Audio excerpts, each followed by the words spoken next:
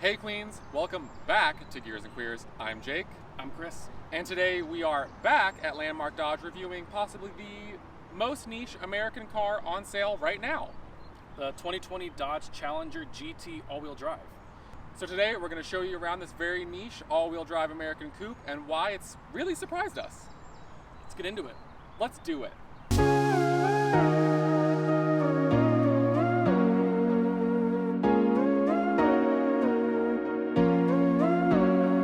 Well, Queens, here we are inside a 2020 Dodge Challenger GT all-wheel drive 50th anniversary edition, one of 70? I don't know. That's not all on the window sticker, but it's a lot. There's a lot of stuff on that sticker. It's actually a very interesting car in terms of the American market, because I don't know if you know this, Christopher. Thank you, eye contact. This is actually the only coupe, American coupe, with all-wheel drive that you can get new. Which is kind of fantastic. Like, right, you could get the kind of like ATS, was it? The ATS did have all-wheel drive, but obviously that has been replaced by the CT4, and it is unconfirmed if that will be have a coupe variant coming. Right. So, but this is honestly not something you necessarily expected in this market, and not something I expected from FCA, because really, when you think about it, who is in the market for a sort of big pony car style, or I guess muscle car style? This is I don't know if the Challenger is really a pony car. Right, and then with all-wheel drive, like that's just so bizarre. And you can get both the Challenger and the Charger in that specification. The GT trims are the all-wheel drive trims, right? And both are exclusively mated to the 3.6-liter Pentastar V6 and the 8-speed ZF automatic transmission. So with the Pentastar, you're working with 305 horsepower and 268 pound-feet of torque. And this is also a very strange package because we've added the 50th anniversary edition on top of this. So not only does it take the GT all-wheel drive trim from something a little more, I guess, Grand Tour, but now we're adding a matte black hood with the vents, the appearance package. We've got kind of like the lip that you would expect from the V8 models, and just a bit more aggression. They got a sport tune suspension, a bit more, you know, like the super track pack mode. It's a very strange mix of features and I don't know, attitude in this car. Yeah, you get like some actual performance appearance goodies, but with a little bit of actual, you know, merit behind them as well. Lots of interesting details, especially on the interior. Yeah, let's start I think we should start in the interior because I was kind of surprised about it, honestly.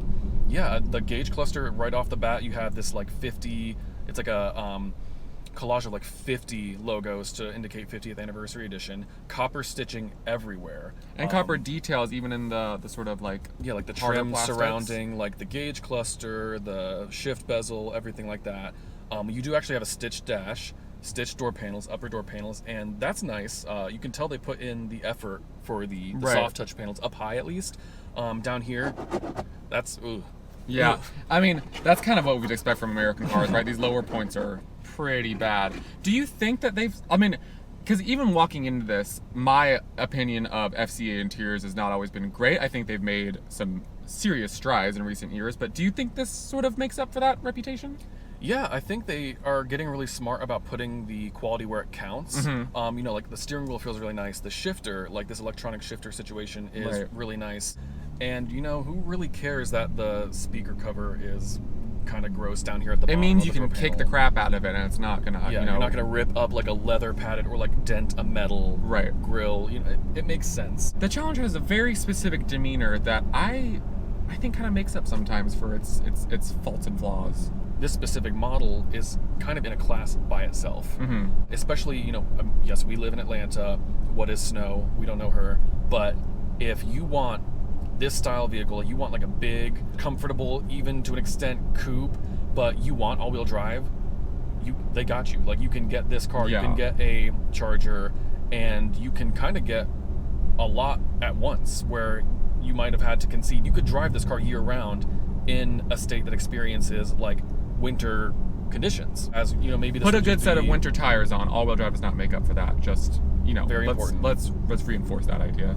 I am an unabashed lover of the Challenger, and you can get this in really cool colors. You can get it in, you know, like we have now with the matte black hood. Like, very few cars put as much like bravado and sheer just like image for the sake of image out on the road like this platform does.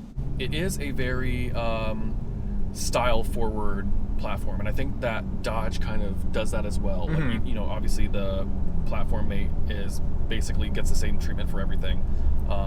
But the fact that Dodge is like the performance brand, and while they don't have a huge lineup, and frankly its lineup is kind of old, you can get some really compelling, like you said, colors and appearance packages, and even a wide complement of engines. Right. So it is a very like customizable platform. Of course, there's a huge aftermarket for these things. It very much keeps the spirit of like those 60s muscle cars alive.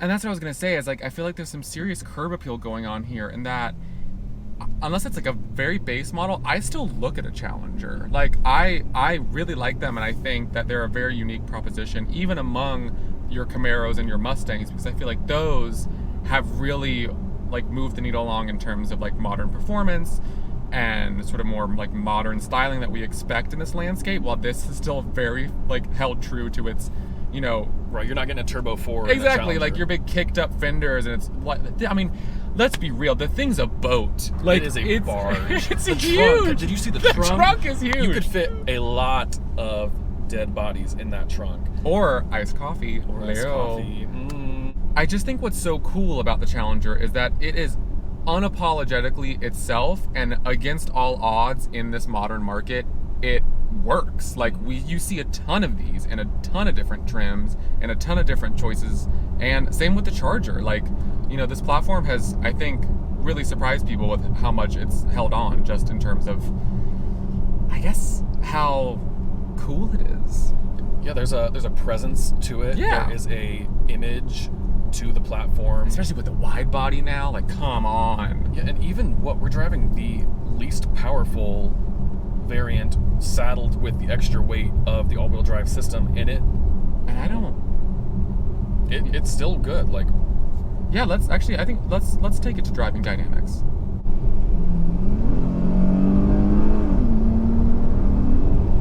The thing is, seeing how much this car weighs, which is 4,000 pounds, by the way, I was surprised upon initial acceleration about how perky she feels, peppy even.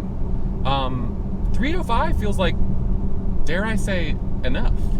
I think every single one of those ponies is checking in, and that They're clocked in. That transmission, the gearing, is doing work for this car. For sure. This is the best V6 Chrysler's ever made, which really isn't saying that much. But it sounds okay. Like, it's got plenty of power for what I think most people will need. Obviously, this isn't going to be your like show up and show out drag strip like Hellcat or Demon moment. I don't think you'll be left wanting for acceleration and sportiness. But the real star of this drivetrain is the transmission. So this transmission, it's the ZF8 HP. It's in everything. It was in the Gladiator that we tested. Peep that video. Mated to the exact same engine, the Pentastar, albeit a slightly different state of tune. I was like completely different tuning. Like, it feels so much more alive and ready to go in this. Yeah, the Challenger does get the highest output version of that Pentastar engine. Mm-hmm. And which actually, you know, it doesn't sound that great, the engine inside the car, but outside, it's a good sound. It's not super loud on the inside, sure, but, you know, for daily driving, and I think that would be what this specification shines at. Mm-hmm. You're not left wanting for power. In normal mode, the shifts are pretty much, you can't even tell. Yeah, they're great. The ratios are great too. Like, it's really well fit for this car. And then even in sport, but like automatic mode, not using the paddles, like it knows when you need a gear, when you need it held, it knows when you're cornered. Like, we all know the ZF is great, and I've heard that obviously FCA's tuning is great. I didn't feel it so much in the Gladiator. This really, I think, is a great sort of showcase of this transmission and tuning capability. Right. It's all down to tuning with this. You don't feel the weight as much, and that's honestly sort of magical. And then the suspension. The suspension is good. It's firm, and it feels like, you know, it feels well suited in a corner. Like, it doesn't feel like it's wallowing around too much. Obviously, we don't really have the ability to throw it into like a 100-mile-an-hour corner. It does feel busy though. It does, and we're on 20-inch wheels. They're 9 inches wide. It you know, that's a lot of wheel, not a whole lot of tire. So exactly. The steering is completely dead. It's an electric system. Again, not one of the great ones, but it is very direct and immediately direct off center, which I was surprised at. So The again, ratio is good. Yeah, It turns. The exactly. amount of effort it takes. Again, I don't think you're going to be throwing into this car expecting like corner feedback and things like that, but I don't think that you would feel incompetent on like a back road or possibly even a track if for some reason you felt the need to bring your V6 Challenger to GT one. to the track. Yeah, I mean, who knows? And let's talk about these seats real quick. These seats are great. These are saving us. Yeah. I mean, we're in Atlanta. It's what, 80 something degrees outside. With the 50th anniversary, you get heated and ventilated seats. Of course, we have that ventilation on high, and that was a beautiful thing to discover when we got into this And they're car. also really, really comfortable. They are. You got deep bolstering. Yeah. It's Napa and Alcantara. On the subject of the seats, though, let's check out that back seat.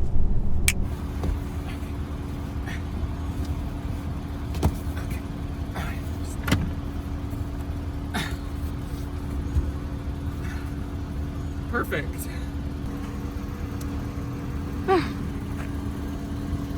I like how you're facing the back of the seat already. That's an interesting tactic. Wow, you actually fit. Marty.